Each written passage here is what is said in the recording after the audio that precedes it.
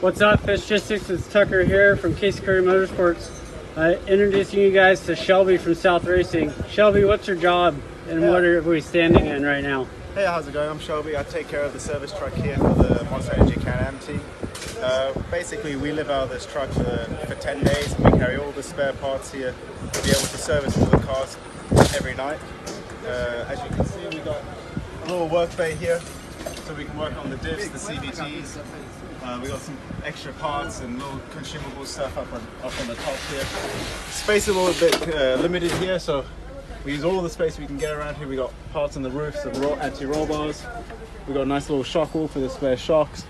Flight cases for any prop shafts and drivetrain items we might need. After that, we also have our nice big drawers of listers. These are full of all the main parts we use on the car.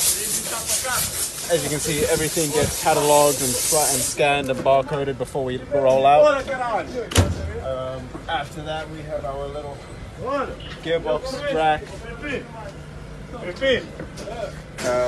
All the tires, tents, everything that we have in the bivouac basically is packed into this every night and unloaded every night. After that, we also go